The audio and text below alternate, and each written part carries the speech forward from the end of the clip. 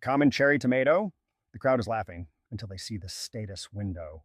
Plus 100 luck for 24 hours. The market goes nuclear. High rankers are screaming, throwing gold, begging for the whole stock. Who's the mastermind behind this broken buff? Cut to a hidden farm. A tired man sighs, wipes his brow, and chugs tomato juice. System alert. Disappointment converted to hope. Bonus rewarded. Meet Sejun. He's not a hero. He's the guy making the gods of the tower his regular customers. Seoul 10 years ago. Towers pierced the skyline, turning the world into a live action RPG. Climb to the top. Get the gold. Park Sejun. He's just a 26-year-old with a bank account at zero. Desperate for a payday, he spots a glitch. A first-gen black hole. Take me in, he screams, diving headfirst into destiny. Day one, no shop, no hunters, just a bag of groceries. Sejun refuses to die like a mummy. He plants his last green onion roots and sweet potatoes in the dirt. Roar. A shadow eclipses the moon. A black dragon, a monster no top ranker has ever even seen, is circling his farm. 2 days later, Sejun wakes up to an impossibility. The onions haven't just grown, they're massive. He takes a bite. It's volcanic, it's spicy, and it's pure power. He's lost on a floor that doesn't exist on any map. But he's not alone. A rustle in the dark reveals a rabbit, then another, wearing a tiny hat and carrying a watering can. The tower's manager is watching. The monsters are coming, but Sejun has a pitchfork and a pair of magical bunnies.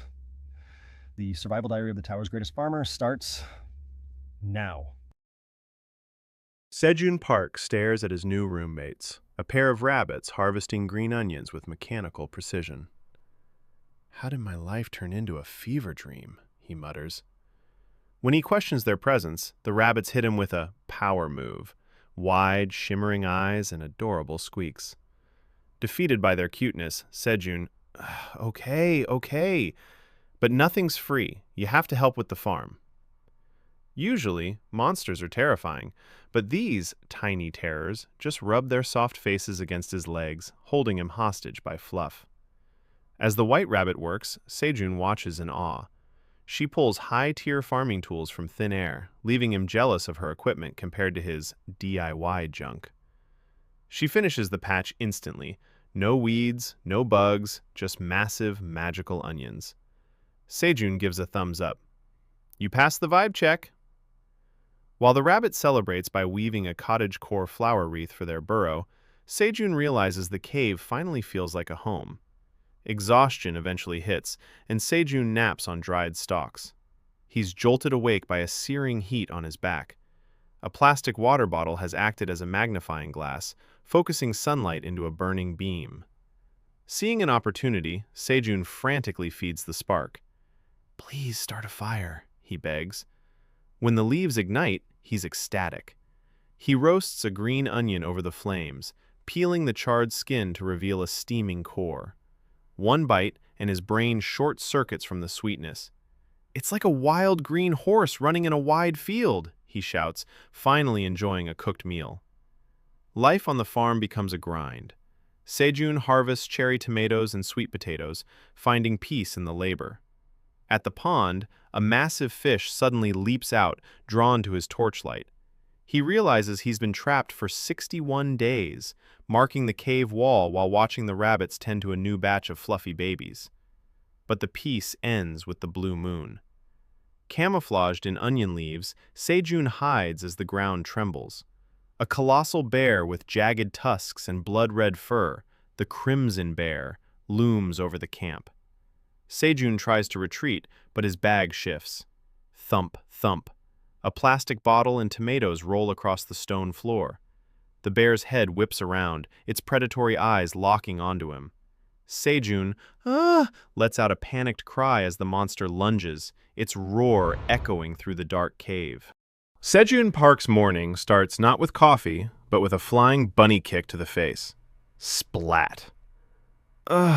Mom, 5 more minutes? Reality hits harder than the rabbit. He's stuck in a cold cave, and he's starting to worry he's turning into a monster himself. Or worse, a morning person. Dinner is a sad, charred fish, courtesy of the local neighborhood bear monster. Seriously? Fish again? But then a glow catches his eye. A cherry tomato, the size of a golf ball and a suspicious shade of neon blue. Ping! Quest notification. He's grown a blue moon tomato, and the tower manager is officially watching. Spoilers. The manager is not a fan of Sejun's DIY gardening. The system delivers the news. Sejun is a blunder. An administrative error. "I want to be a hunter! Give me a sword!" Sejun screams.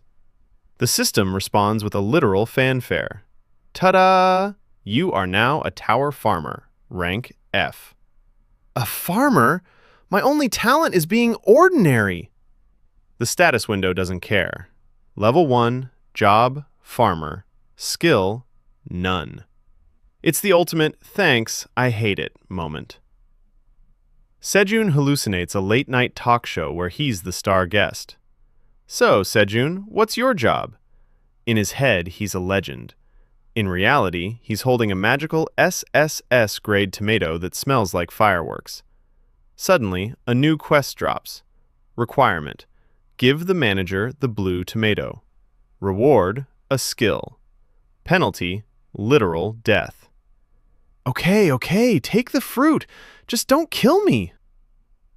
Quest complete. Reward: the sowing skill. Great. Now I can plant seeds professionally while I wait to die. Days turn into weeks. Sejun hits level 5 by bullying cave piranhas and bonding with farmer white rabbits.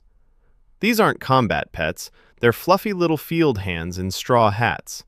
They're adorable, they're hard-working, and they're definitely lost. Harvest time! Sejun and the bunny squad dive into the vines. When he finally bites into a ripe red tomato, it's an explosion of flavor. It's like a summer festival in his mouth. Even the rabbits are vibrating with joy. For a second, life as a level 5 farmer actually doesn't suck. Thud. The tower manager is back and greedy. New quest: give me 500 tomatoes. Reward: nothing. Penalty: death. Ding! A notification cuts through the cave's gloom. Sejun Park just received a new quest. Offer 500 magical cherry tomatoes or death. What? Again? He starts bickering with an unseen presence. The tower manager officially starts lurking. Results are everything. The manager drops a truth bomb. Handle your setbacks, or it's your own fault. Sejun shrugs it off. He's the only farmer in this tower, a literal icon of agriculture. If he's caught off guard, it's only because he's busy keeping everyone fed. The manager pushes him to use the harvest skill to unlock more perks. Another ping, another threat. Sejun realizes he's basically an exception to the rules, as long as he follows orders. But there's no time for a corporate HR dispute. Heavy thumping and a low growl fill the cave. The great potato betrayal. The vibes are immaculate. Sejun's got a purple sweet potato, charred, steaming, and smelling like 5-star luxury. His fluffy white rabbit squad is acting weird, though. The husband rabbit gestures wildly. "Eat it, Sejun. It's the last one." Sejun's touched. He wipes a tear, hiding a devious thought. He already snuck a solo snack earlier. He takes a massive, greedy bite, expecting bliss. Karma strikes back. The center is molten lava. A roar of agony bounces off the walls. His tongue is scorched. His palate is toast. As Sejun clutches his face in a panicked sizzle, the potato hits the dirt. Enter the fluffy piranhas. The baby rabbits swarm the tuber like tiny predators, ignoring Sejun's third-degree burns entirely. Back to the grind. Disbelief turns into determination. Sejun rallies the troops, harvesting glowing magic cherry tomatoes to appease the tower. Quest complete.